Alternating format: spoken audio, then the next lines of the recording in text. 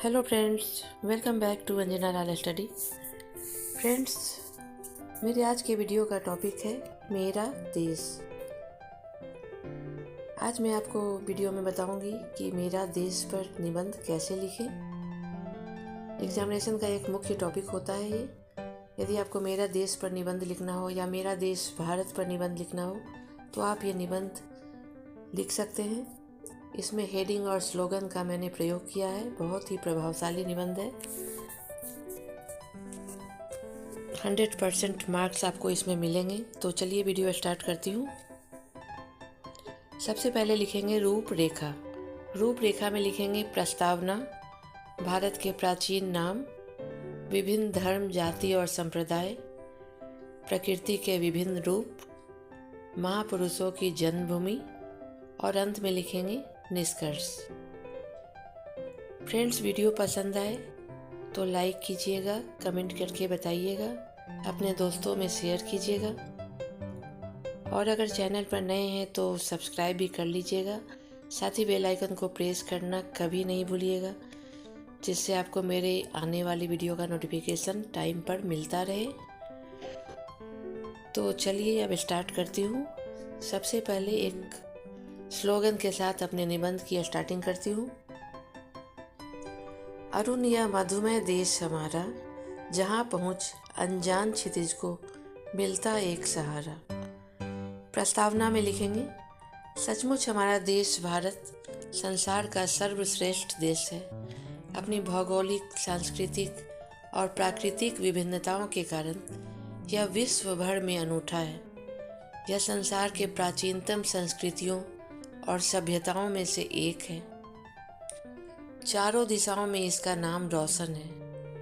प्राचीन काल में इसे सोने की चिड़िया कहा जाता था।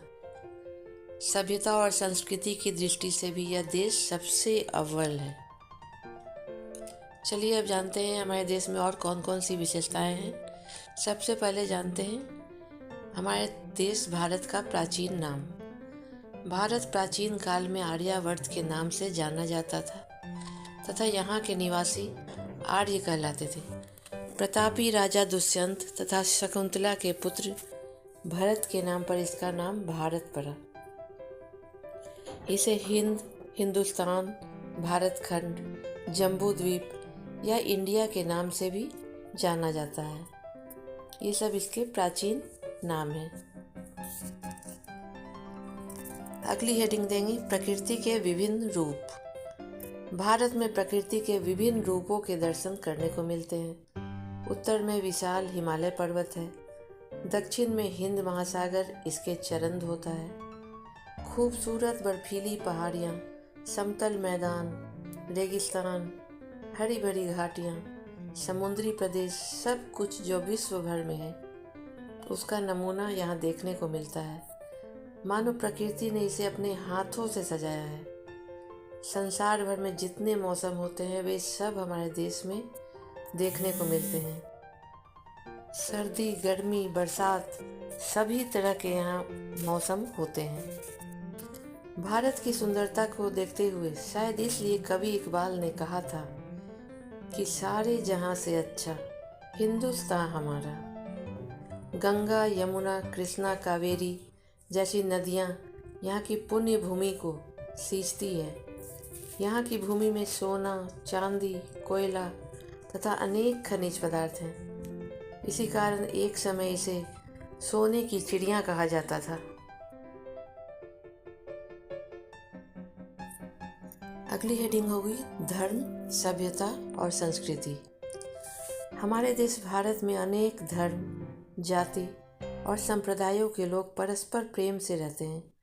यहाँ अनेक भाषाएं बोली जाती हैं तथा हर प्रांत के अलग अलग त्योहार व उत्सव है, जिसे हर भारतवासी बहुत धूमधाम से एक साथ मिलकर मनाते हैं। रहन सहन, बोलचाल, पहनावा संबंधी इतनी विविधता संसार के किसी अन्य देश में नहीं मिलती है।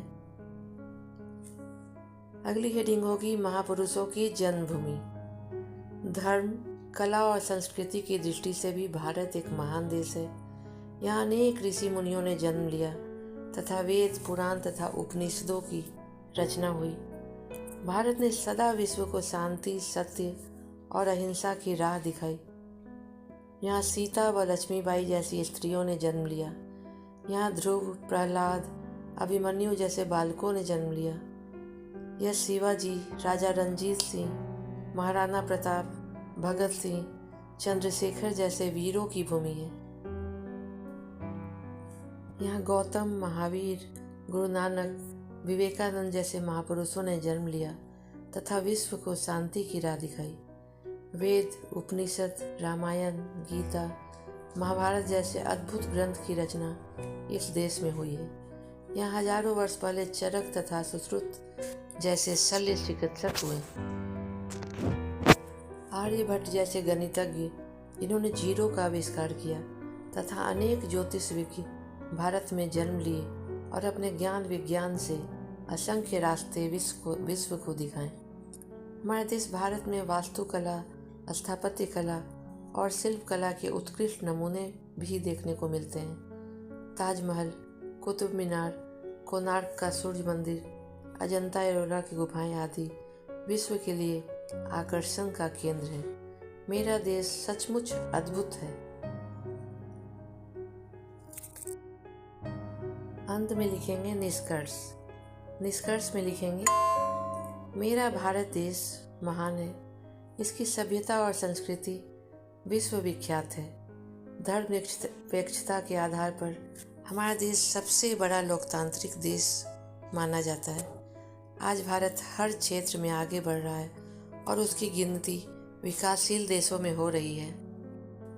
देश में प्रतिदिन नए नए आविष्कार हो रहे हैं। डिजिटल इंडिया का निर्माण हो रहा है। नए नए युवाओं के लिए अवसर प्रदान किए जा रहे हैं। अगर भारत ऐसे ही तरक्की करता रहा तो एक दिन विश्व गुरु का प्रबल दावेदार होगा। इसके बाद एक स्लोगन लिखेंगे, मेहनत और लगन से इतना काबिल बन जाएगा मेरा प्यारा देश भारत, एक दिन विश्व गुरु कहलाएगा। Thanks for watching. मिलती हूँ नेक्स्ट वीडियो में नेक्स्ट टॉपिक के साथ। तब तक के लिए बाय बाय।